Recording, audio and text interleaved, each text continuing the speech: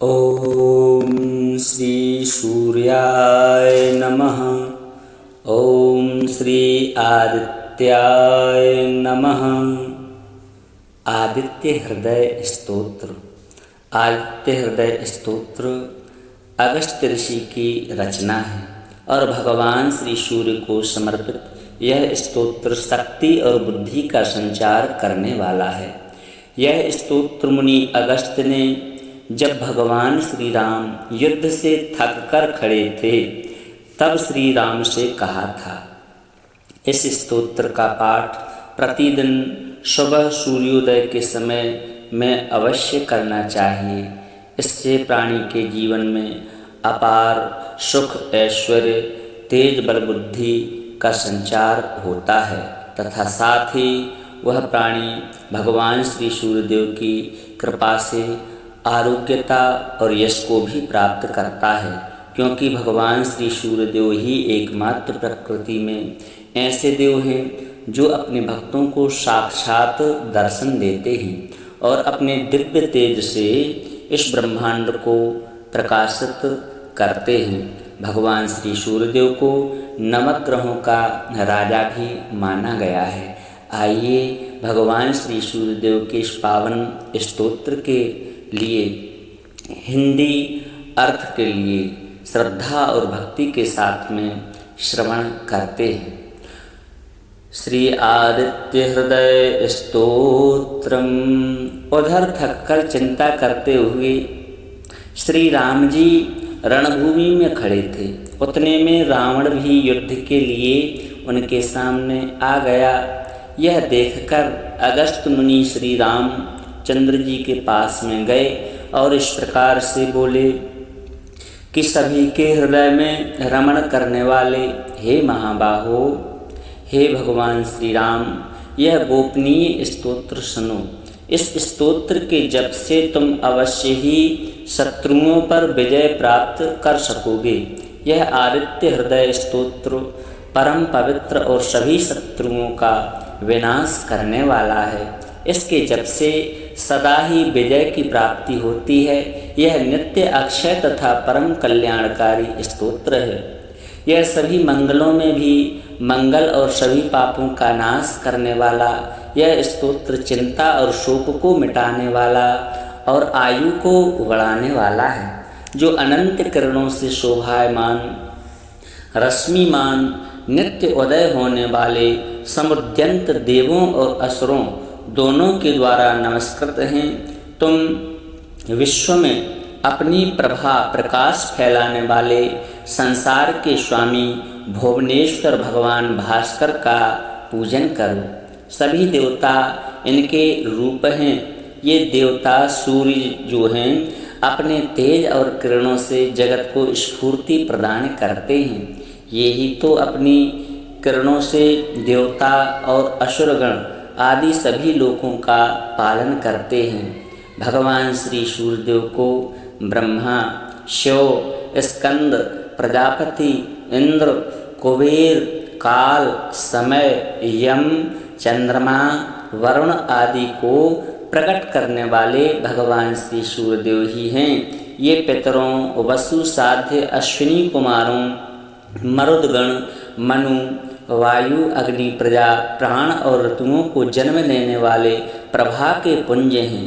इनके नाम आदित्य, सविता, सूर्य, खग, पूषा, गवस्तिमान, सुवर्ण सदृश, भानु, हिरण्यरेता, दिवाकर और हरिदस्यु, सहस्रार्ची, सप्तसप्ती, मरीचिमान,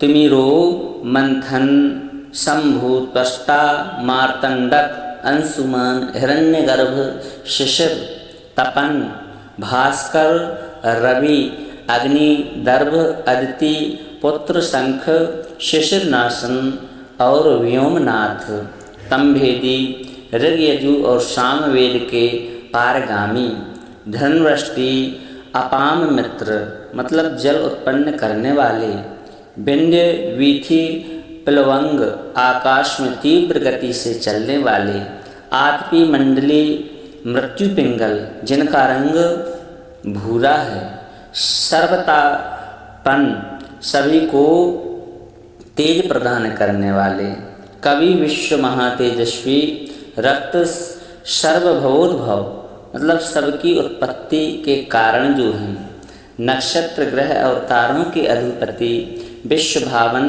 विश्व की रक्षा करने वाले, तेजस्वियों में भी परम तेजस्वी और द्वादशात्मा को नमस्कार है।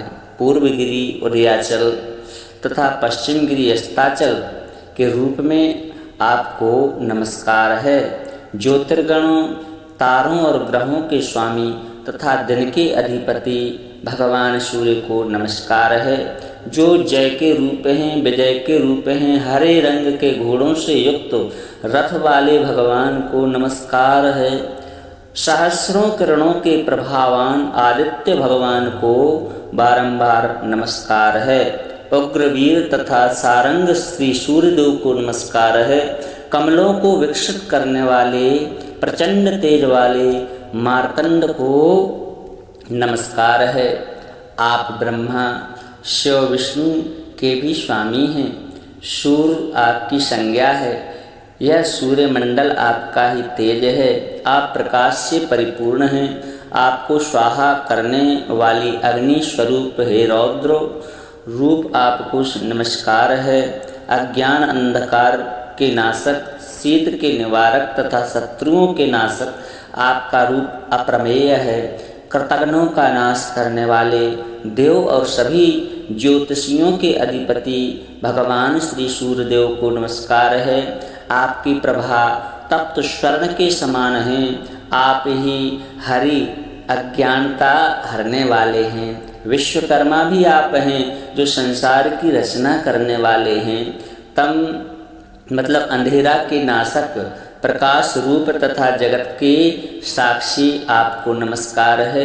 हे रघुनंदन, भगवान श्री सूर्यदेव ही सभी भूतों का संहार, रचना और पालन करते हैं। यही देव अपनी रश्मि किरणों से तप, गर्मी और वर्षा करते हैं। यही देव सभी भूतों में अंतर स्थित होकर उनके सो जाने पर भी जागते रहते हैं।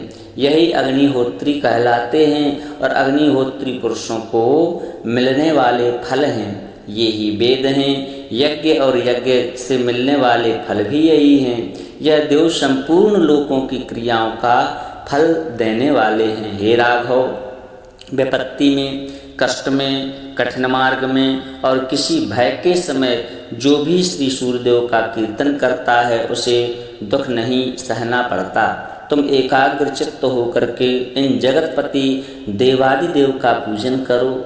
इसका आदित्य हृदय स्तोत्र आप 3 बार जप करने से तुम अवश्य ही रावण से युद्ध में विजय प्राप्त करोगे। हे महाबाहो, इसी क्षण तुम रावण का वध कर सकोगे। इस प्रकार मुनि अगस्त्य जिस प्रकार आए थे उसी प्रकार से लौट गए। जब इस प्रकार अगस्त मुनि का उपदेश सुन करके महातेजस्वी भगवान श्री राम का शोक दूर हो गया और प्रसन्न और वह प्रयत्नशील होकर परम हर्षित और शुद्ध चित्त होकर उन्होंने भगवान श्री सूर्यदेव की ओर देखते हुए 3 बार आदित्य हृदय स्तोत्र का 3 बार जप किया। तत्पश्चात भगवान श्री राम जी ने धनुष उठा करके युद्ध के लिए आए हुए रावण को देखा और उत्साह से भरकर सभी यत्नों से रावण के निश्चय सामने आए।